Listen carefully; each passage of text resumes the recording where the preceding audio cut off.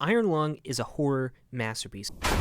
And I'm sure I'm preaching to the choir when I say that. Iron Lung presents a sci-fi horror universe that is truly unique in both its concept and its bleakness. Horror as a genre is dependent on atmosphere, and Iron Lung is a masterclass in building both atmosphere and tension. It also has the unique minimalist gameplay where you're just piloting a craft from point A to point B. Normally that would be extremely dull, but the tension comes from the lack of sensory information and how you're navigating. You can't see anything, and you're forced to trust the map you're given and the coordinates, and all the while you are surrounded by this crushing atmosphere that makes you jump at every creak and groan. But that's enough Iron Lung glazing. I'm sorry guys, it is genuinely one of my favorite horror stories of all time, and I'm not just saying that because it's popular, but it is, in fact, popular. Ew, gross, I know, now we can't pretend that we're superior to everyone else for having a niche special interest. Because Iron Lung is so popular, it has spawned many fan games and games that take inspiration from its unique gameplay. Lunglikes are their own subgenre of horror now, so I created an Iceberg chart of all of the Lung-like games that I could find. How am I defining Lung-like?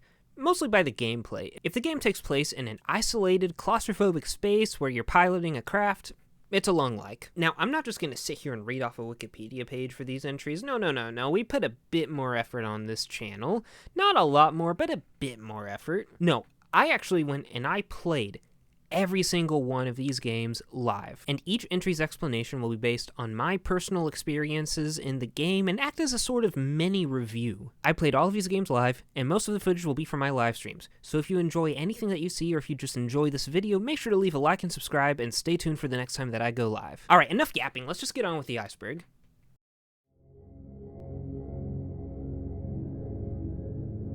Voyager 19. I'm going to yap a lot about this one. Voyager 19 is a game developed by Mziziziz set in a grungy spaceship.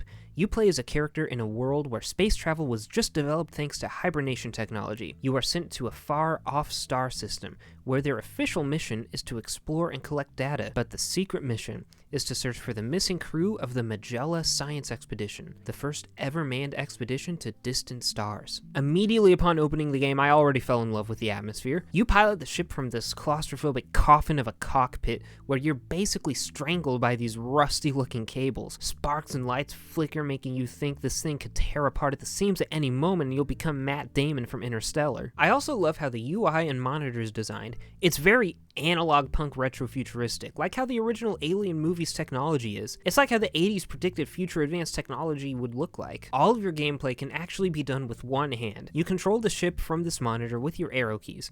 You have to manage where you direct your ship's limited supply of power so that you can perform different tasks such as navigating to each planet or star, taking photos, and radio recordings. Also, try not to accidentally turn off the life support like I did a couple of times. That would be bad. I want to say as a short tangent, I really like the sound design of the radio recordings, which is a very obvious and very appreciated reference to the eerie sounds of Saturn that NASA recorded a while back that went viral. Now, obviously you can't actually record sound in space, but what they did was they took radio wave recordings from Saturn and converted that into sound.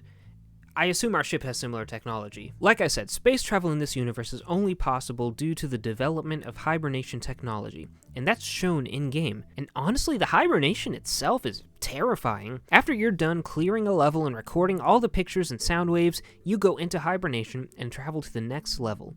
Seems simple enough, but every time you wake up, your monitor deteriorates more and more, and sometimes you have less power in reserve, making it more cumbersome to manage your ship. But the true existential gravity of hibernation doesn't kick in until you find the Magellan Science Expedition, or what's left of them. You download 4 files from the wreckage and begin to decrypt them, but each one takes 3 to 4 years to decrypt. Now here's the kicker. Once you go into hibernation, when you wake up, each one is decrypted. That's horrifying to me. Hibernation takes years, and we've already gone into hibernation 2 to 3 times before this. By the time the game is over, you've been out here for 30 some odd years. That's not the only thing spooky, obviously. I mean, come on, existential dread, slow burn terror, boring. Where are the monsters? Well, there are monsters, don't worry. Eventually, through decoding the ship's files, you realize this vessel was hunting something. There are creatures out here with you. You can also, through radio transmissions, hear heartbeats coming from some of the planets. That's when it hits you. the planets are hunting you. This eventually culminates in you being surrounded by these planet creatures with heartbeats. Yeah, bro, at this point, I'm actually just turning off the live support. Like, what else are you gonna do in this situation? What's even creepier is the planet that finally eats you at the end of the game is disguised as a habitable green and blue planet with an atmosphere to try and lure you in. This game is a short, fun, atmospheric trip, and I highly recommend it.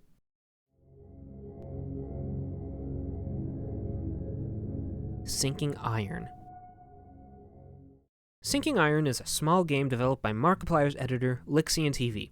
You play as the apprentice to a captain being sent down in a submarine. Once you get down there, things immediately start going wrong. The creator stated that it's got a bit of Five Nights at Freddy's in it, where there's a monster outside trying to get in and you have to make sure to keep it out in time before it breaks all the way in. The game is broken into 2 levels, lowering into the depths and being risen up. As you're lowered, the pressure starts making dents in the hole. Your job is to hammer those dents back into place, and if they split open and start pouring in water, weld them shut and then hammer them back into place. After you get to the bottom, the captain says, I think you've reached the bottom, and I think I can pull you up. Wait, what? The captain absolutely could have pulled us up at any time. And as we're being pulled up, a new mechanic is unlocked as the monster reveals itself. Whenever it gets close to a window, we have to flash it with lights to scare it off. Now, if this dumbass captain could have pulled us up sooner, maybe I wouldn't feel like bait at the end of a fishing rod, but here we are. He's actually throwing, and he deserves the ending he gets. Dog!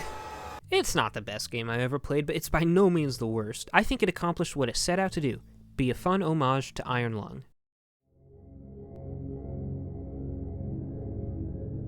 Astral Abyssal. Astral Abyssal is a game developed by Binary Stella as a project for their game design class. It's similar to Voyager 19 in that you are on a one-man spaceship on an expedition to distant stars. This is set in a post-apocalyptic world similar to Iron Lungs, where all the stars have disappeared. That's pretty similar, actually. The difference is our expedition is to look for new stars. One thing I do really like about this game is how the navigation screen looks. Looking at all the obstacles and surroundings, it looks like retro-futurist renderings. It kind of reminds me of how cyberspace is described in the Neuromancer book. Not perfectly, but it gave me the same vibes. The gameplay consists of scanning points of interest for information like Voyager 19, but also collecting samples for analysis in the ship's laboratory. This is where you can collect an alien creature that the game doesn't really focus on, at least not as much gravity as I think it should have. It's just treated as another thing, and then we mercilessly kill it, and towards the end of the game, the goop that's left over grows and takes over the ship, eventually killing us. Guys, were we the bad guys in that one? All in all, I enjoyed the game's atmosphere. I felt like the lore and story could have been fleshed out more, but it's a student project, so it's obviously not going to be perfect. Still, for a student project, it was pretty good, and there's definitely potential for a decent horror game here. I hope Binary Stella continues making games.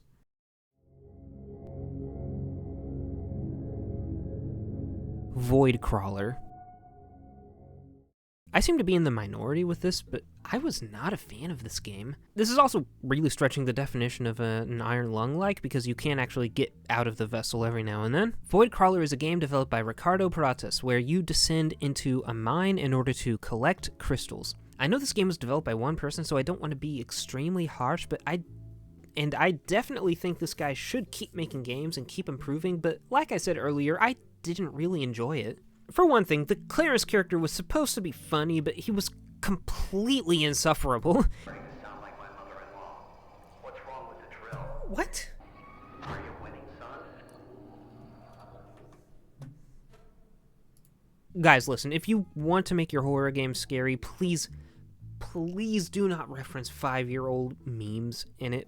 Please, I'm begging you. That joke actually caused me to rage quit this game on stream, but I know that reviewing a game based off of an incomplete playthrough isn't fair, so I actually played it some more off stream, and I completed it. It's not the worst thing I've ever played, but it's really not the best. The scares fall flat and feel more like, ooh, scary ghost girl, pull your eyes out, pull your eyes out, pull your eyes out. And the AI voices really take me out of it. Gameplay-wise, the resource management feels less like strategic management and more like busy work. I like having multiple complicated systems to keep track of, but I can refill everything at the home base after each crystal collection easily. There's no tension with that. Long trips down in the mines aren't that intense when I can store 2 cans of oil and 2 cans of coolant at a time, as well as 1 of each in my inventory. I just go full speed into the mines, find a crystal, refuel from my inventory, get the crystal with my now freed up inventory space, go back, resupply, recharge, rinse and repeat.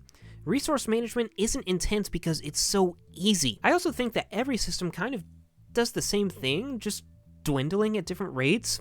You basically have 3 fuel meters that all do the same thing that you have to run around and refuel individually. Maybe the developer could have put supply depots and strategic points where you really had to strategize exactly how you're traveling down the tunnel to make sure you are always topped up with resources, and have more limited storage, or just have each jerry can refuel less than a full tank. But essentially what should be an experience that lasts under an hour lasts about 2 hours because of all the busy work. Now, there are kernels of something here. In general, I like the idea and the world presented, but it's executed in a very corny and hard to take seriously way. Like the incomprehensible cosmic horror straight up telling you, we are going to kill and eat you. Like literally, you will die. We will beat you to death. Like there were parts of this game that tried to be funny and failed, and parts of this game that tried to be scary and wound up being funny. The game is a mess, but there's kernels of a good idea here, and I hope the developer tries to rework or remaster it at some point. No hate to him, but the game needs improvement. Beneath Europa. This lunglike is developed by Exiled and is set in a rickety submarine on Europa. For those who don't know, Europa is one of Jupiter's moons, and it's theorized that underneath its icy surface is a giant ocean. Some people think that this is our best bet for finding extraterrestrial life within our solar system. This game takes place on the first manned expedition. Say that again? Europa's surface, and you're definitely not alone. Already, I love the atmosphere. And I think this game is the closest to capturing Iron Lung's claustrophobic, holy shit, I'm trapped in a giant metal death trap and I'm all alone atmosphere, even though you're able to communicate with your crew on the surface. You are tasked with going to different coordinates and completing different tasks, mostly in the form of collecting and analyzing samples of the ocean. After collecting some water samples, you're told to go to a new depth where you are to analyze radiation pockets. These pockets then become obstacles for the rest of your journey as you search for geothermal vents. You discover different things about the oceans of Europa, a lot of it geological data, but soon, about halfway in, you are attacked by an eerie-looking alien creature. I really like the design of this alien.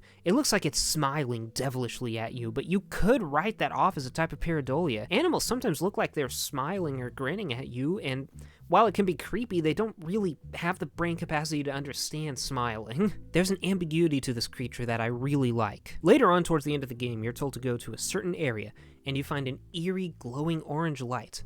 Following it, you are cut off from communication with your above-ground crew, and you follow the orb into an underwater cave. Once a certain ways in, your computer gets hacked and displays an alien language, and you are prompted to collect something. What you collect is a floating, glowing dodecahedron that proceeds to translate the alien message, establishing first contact for humanity, and hinting at greater plans for our species.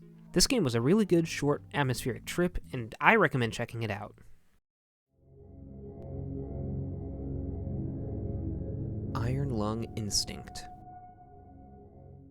This game is a complete fan remaster of Iron Lung that's based more on the movie. It's developed by Press Up Studios with the intention of making it more intense and survival-focused, like the movie is. It's the same story as Iron Lung, and all the differences are in the gameplay. You are given a physical map that you can actually draw on in order to plan your routes and check off landmarks that you've taken pictures of, because the game won't automatically do it. You have to listen for the sound cue to know that you took the right image. Speaking of the map, with every playthrough it's procedurally generated, making the game more replayable. You can even go off the map and you have to rely on just the sonar in order to navigate. I had to do this to get to the last landmark at one point in my playthrough. There's also new mechanics with power. Sometimes the power will go out and you'll have to go into the gutters of the submarine in order to restart the generator. But it will be extremely dark, so I recommend either using the side port on the side of the control panel or going down into the crawl space beforehand so you can find everything you need. When it's this dark, the only way you'll be able to see is with the camera, and you can't press it from the gutter. I think this game does a good job of upping the stakes and tension of the original game. I haven't checked out the terminal yet, but I'm sure there's some juicy stuff in there. I'd recommend checking this one out.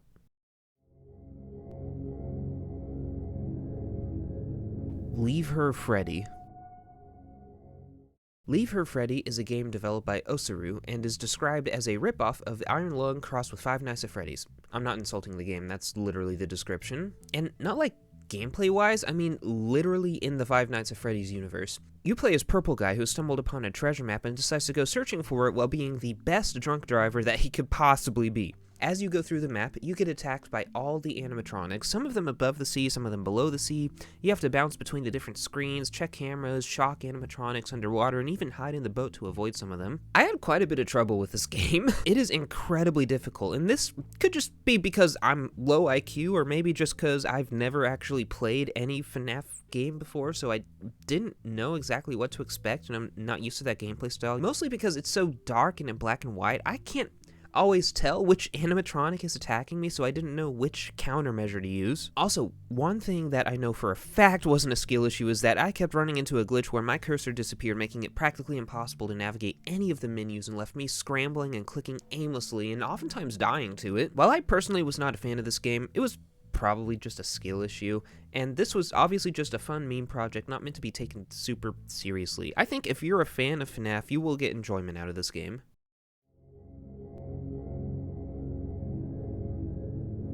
Corpse Ocean. Corpse Ocean is a game developed by Akuma Kira, who also developed Spooky's Jumpscare Mansion and Lost in Vivo, and it was made in 10 days for the Dredge of the Depths Game Jam. The funny thing is, this game was actually released about a year before Iron Lung was. I'm going to save some time with this overview because I actually enjoyed this game so much that I'm going to make a dedicated video on it at some point, especially after finding out there are so many secrets in it with the research I did for this video. Essentially, you pilot a small submarine in search of organic material left over from a missing submarine. As you're down there collecting material, you start to unravel the mystery of what truly caused the submarine's disappearance. I highly recommend this one. It's eerie and does a really good job of telling its story in a way that feels ambiguous without feeling like the author just threw stuff in with no explanation and said, "Ooh, it's ambiguous, it's not supposed to make sense." Even with ambiguous stories, there should still be at least some semblance that all of the puzzle pieces fit together, and you get that with Corpse Ocean. Play it now.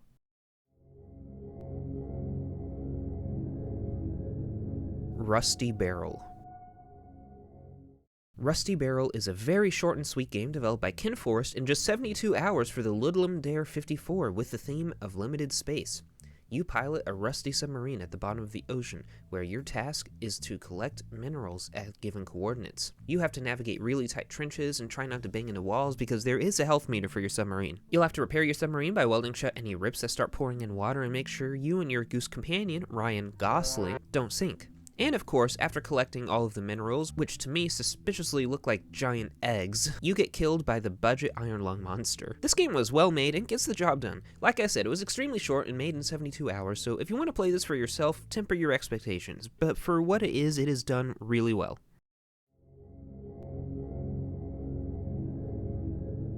The Oily Depths.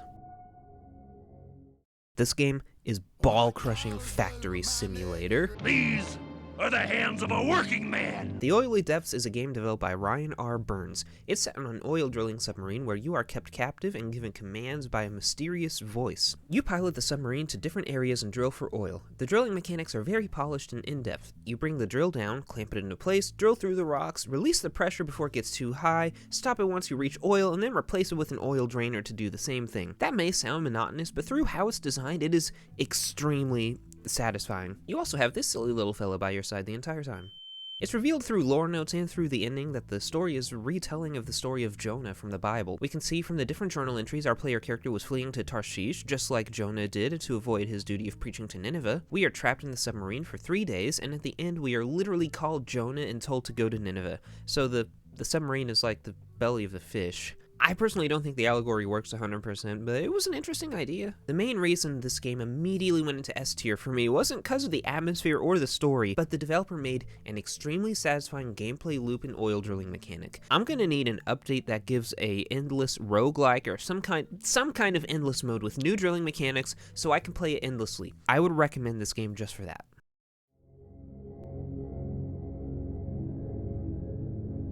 Cinder. Cinder is a game developed by The Rat Zone. The game is set after an ambiguous apocalypse where Arctic stations are the last standing bastions of humanity that send out expeditions every 20 years. We are tasked with finding one of these expeditions that has been gone for 10 weeks. When they should have been gone 3. You drive an Arctic crawler while traveling along a pre-laid out path and collect radio transmissions left by the previous expedition. You have to manage your power by recharging your generator from reserve power and recharging your reserve power at stations placed intermittently along the path. As you travel along this path, you soon become stalked by these weird creatures and eventually stumble upon Lovecraftian ruins that give off energy that is actually able to charge your rover. After a while, as the stalking from the creatures ramps up, you find the lost expedition, and it's clear that he doesn't want you to leave. This game has a really cool atmosphere with the snowy, arctic, foresty taiga environment at nighttime, and the Lovecraftian structures. It does a really good job of making you paranoid that those statue creatures are following you. The power management made for good tense moments, especially when I didn't realize the pylons could charge and I thought you had to use a station. And just like Corpse Ocean, there's secrets you can find that expand the story. My only real complaint is that it can be slow sometimes, and not in a slow burn kind of way, but in a nothing is happening kind of way. Still, it's mostly good, and I'd recommend this for at least one playthrough. Their navy is their doom. This game is awesome. Their Navy is Their Doom was developed by Press F Studios. It's set in a dystopian future where after a war, one of the sides, the Republic, flees to secret bases within tunnels in the Mariana Trench. You play as a soldier of the Federation who is being sent down to the Mariana Trench to destroy the last of the Republic. Can I just say, what an amazing concept for a world. I need a trilogy of movies, a companion miniseries, and multiple multi-book long spin-off series yesterday. The gameplay consists of you swiveling around your cockpit in order to control different mechanisms of the submarine. There's a completely working gear shift for you to speed up, the steering wheel, a directional energy shield for you to perfect parry incoming enemy missiles, and of course a station to load, aim, and fire your own missiles. Loading a missile is its own minigame, as you have to keep the green line in the heat meter in order to charge it up. Submarine battles in this game are super intense. I found myself really scrambling between stations in order to move, slow down, block with my shield, oops, forgot to load the missile, gotta do that, and block the next enemy missile, and then aim and fire, and that's not even mentioning when the enemy ships start moving around. It's at least in a predictable pattern, so you can kind of lead your shot and aim where the enemy is going to be and then fire. All of this happens while an intriguing story unfolds as your character is haunted by the weight of working for the wrong side and also haunted by something more tangible, something more ancient that has been awoken beneath the Mariana Trench. This is an intriguing game that is really fun that I'm definitely going to revisit at some point, and I may even make a dedicated video on it. I love finding hidden gems like these, and I also really hope the developer returns to this intellectual property and expands it somehow. It's such an intriguing world that I would love to revisit.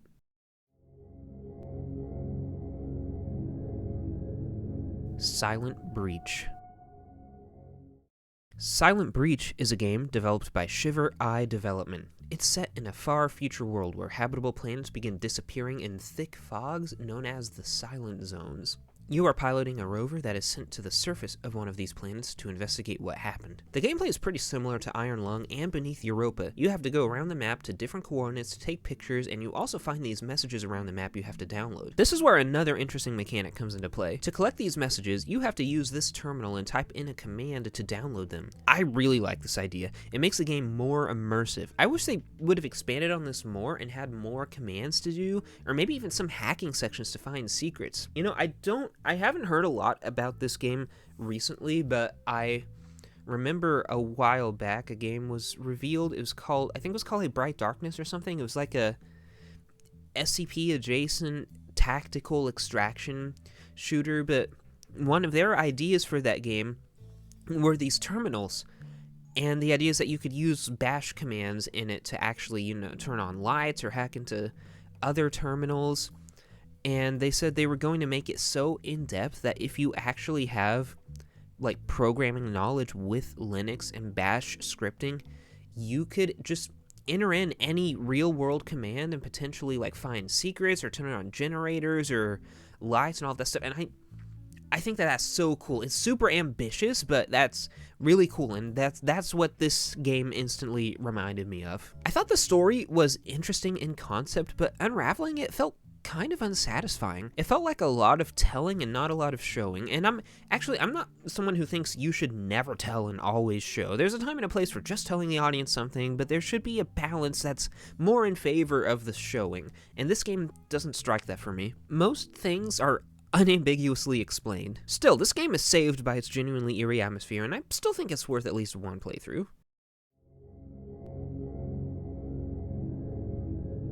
The Old Gentleman. Warning, incoming glaze. I am going to glaze this game. The Old Gentleman is a small game developed by Can't Get Enough Games, and its gameplay is kind of a... wait for it. A hybrid of Five Nights at Freddy's and Iron Lung. You are part of a two-man crew that is scavenging for parts to repair their submarine, with you, the player character, on the inside, and one man on the outside doing the scavenging, all while a strange, ghostly figure known as the Old Gentleman is stalking him. The Old Gentleman's design is actually based off of the oldest surviving diving suit, which is now displayed at the Rahe Museum. I don't think I pronounced that right. You don't move around your ship, but your camera is on rails, and pressing the A and D keys transfer you from station to station. What really makes this game unique is how you protect the diver on the outside. First, you have to locate a location for him to go to. Then, through your communication station, you have to ping him the location in Morse code.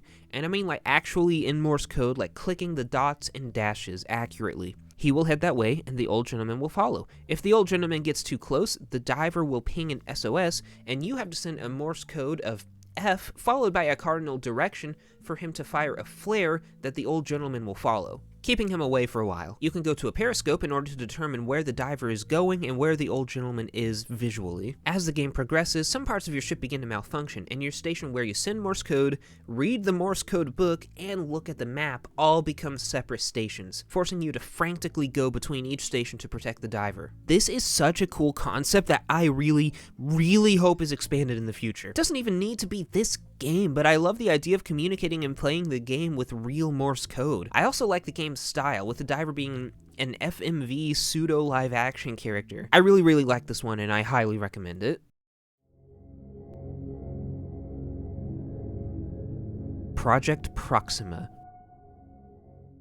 Project Proxima is a game developed by Luna Apps. Your home world was destroyed completely, and you were sent to this new system to scout potentially habitable planets. However, the same thing that destroyed your world could be out here too. The gameplay has you piloting the ship to different coordinates and analyzing planets to see how habitable they are. It's extremely similar to Iron Lung, even down to the map design, but this time your ship has rockets on it, so there's that. Unfortunately, you can't destroy the Eldritch Horrors, but you can destroy asteroids in your path. You also have to repair your ship if it gets damaged by going outside with a blowtorch. There's even a little mini-game that you can do to temporarily increase your ship's speed, which was actually pretty fun. I got through this game pretty quickly and thought it was fun enough, but nothing super special. There were more secrets that I didn't get to discover in my playthrough though, so I may check this one out again in the future. While it's not the best on this Iceberg, it was serviceable, and I think you'll get enjoyment from at least one playthrough.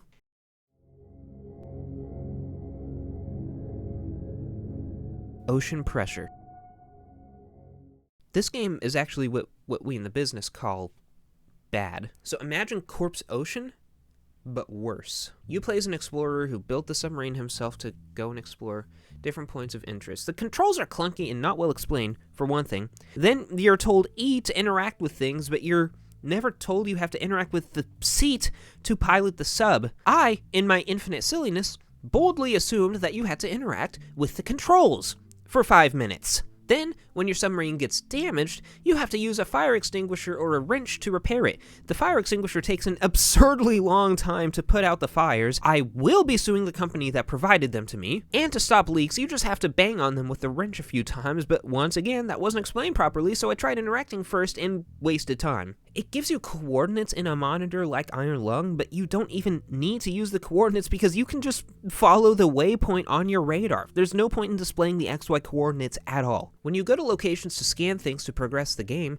it's also not super clear what you need to scan. There was one part where we find a giant coral and we have to scan 4 things. There's no indicator for any of them, whether it's a faint sparkle, a glow, or some sound cue, but I use my critical thinking skills and determine it might just be on the giant coral. So, I scan the coral in 3 places and find 3 out of 4 of the things I need to scan. Then, I spend a good 5 minutes looking for the 4th because I can't find it anywhere on the giant coral, but then I find it in this tiny coral off to the side. Listen, games shouldn't hold your hand. I hate yellow paint as much as the next rational guy, but there was no reason to have the 4th scan to be away from the landmark when the previous 3 things were on the landmark.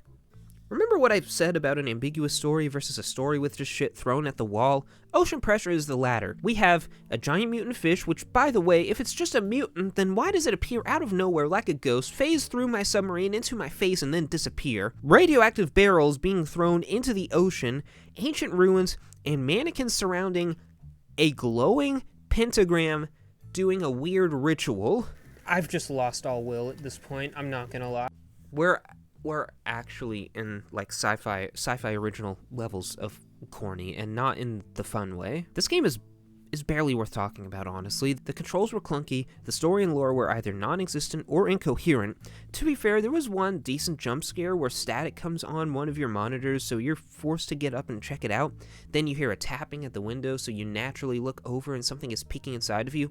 That's really good. I like that a lot. It's the only good thing about this game.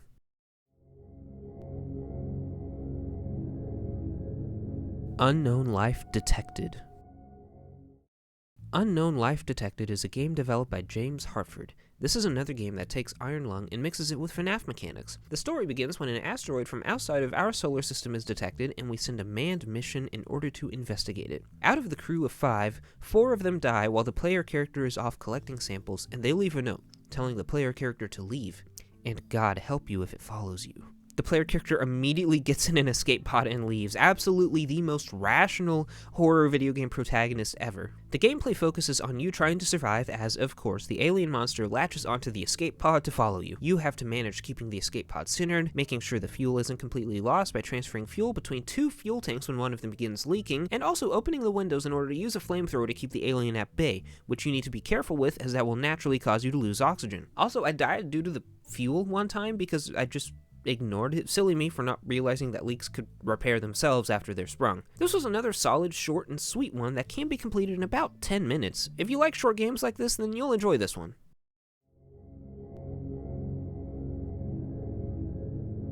Thalassophobia. This game should be used by the CIA as a method of torture. However, the CIA would never be that cruel. Thalassophobia is a game developed by InGreen Dev. It is set in a world where a meteor is coming to destroy the Earth, and our only hope lies in a deep-sea research station. You are sent down there in a pod and have to survive against various undersea monsters that attack you while managing power and oxygen.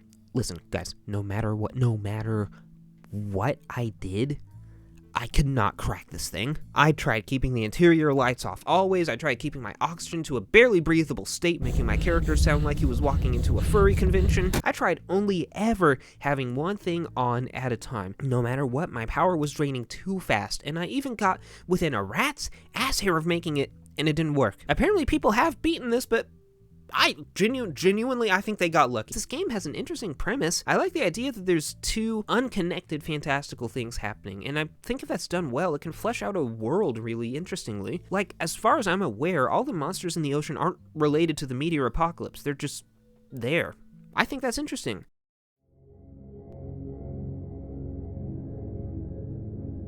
Terracrest. Terracrest was developed by Levi Spencer and released in 2024. You are tasked with going into a mine full of powerful crystals left from a meteorite. You have to retrieve research left behind after the previous miners evacuated for an unknown reason. The introduction is an actual live-action analog horror-style video of the head of Terracrest's company telling you what to do. The gameplay is really cool. You have to use echolocation to see where you're going, and it reminds me of those old horror LiDAR games. The map on your wall is not one-to-one what you will see with your echolocation, so we gotta exercise our critical thinking to find our way. You have to manage your power, which drains faster if you use the drill, and you will be using the drill to get to new areas. Luckily, The green power crystals do a good job recharging it, as long as there's some nearby. Be careful, because you can get too far away and cause a game over. You also have to make sure to cycle the oxygen every now and then, and sometimes the power will go out and you'll have to crawl through the vents in order to reboot the power. All of these systems keep things complex and interesting, but it never gets too overwhelming, nor is it too underwhelming to not matter. There's also a lot of exploration. You can find quite a few secret endings and tidbits of lore. This game was good. It was atmospheric and I enjoyed exploring, but there wasn't a whole lot.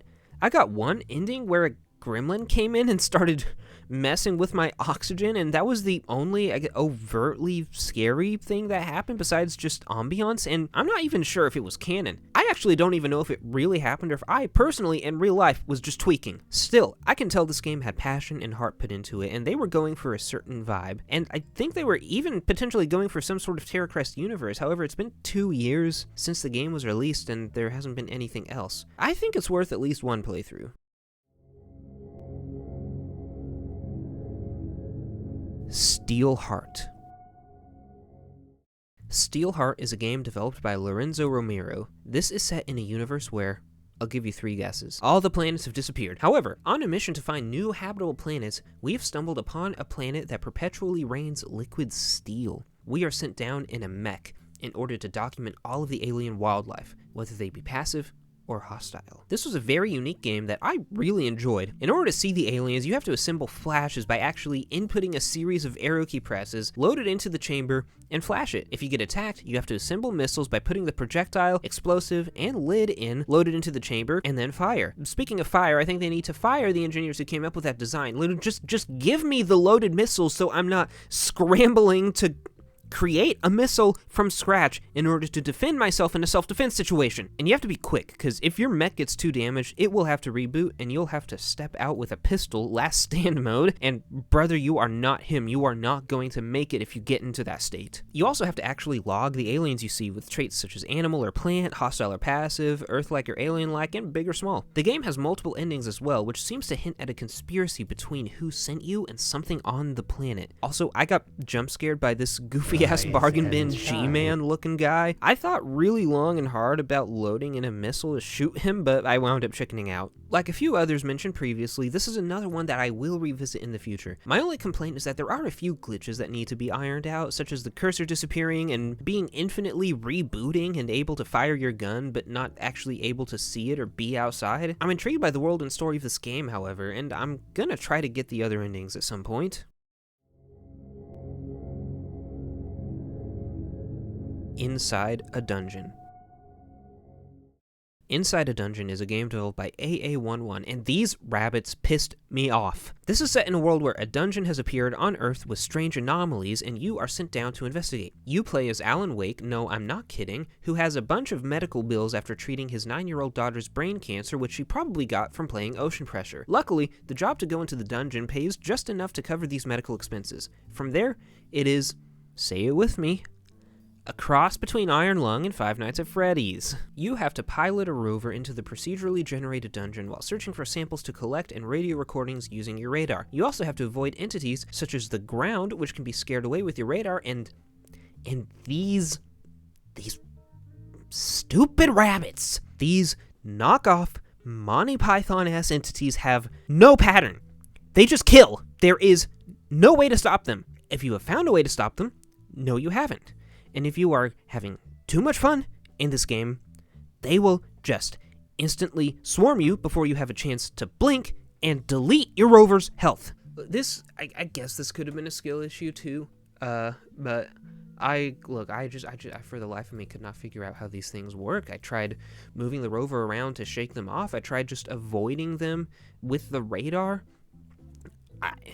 There was nothing. There's nothing I could have done. I now hate rabbits.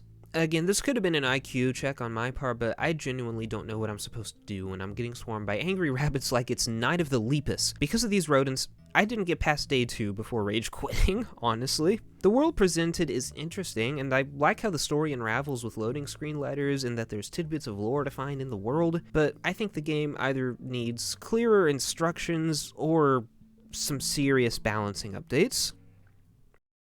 And that's the end of the Iron Lung-like Iceberg. There's a lot of hidden gems out there. I'm honestly surprised that I enjoyed the majority of the games that we played. I hope you enjoyed my breakdowns and my little rants and reviews. Let me know if there are any lung-likes that I missed, or if there are any that I reviewed that I didn't like that are actually good, that you liked, and that I should submit my application as a games journalist. Also, I meant it when I said I would revisit some of these games, especially Corpse Ocean, for a full video, so if you are interested in that, make sure to subscribe and turn notifications on for when that video drops. I'm going to try to be way more consistent with my upload schedule now, since in the summer I only have one class to do, and that's going to be in the morning, so I'm going to have all afternoon to do videos. So again, leave a like, comment what you thought about this to help boost the algorithm, and stay tuned for when I go live next time, because I'm also going to be going live more often. Thank you for watching. I'll see you all in the next one.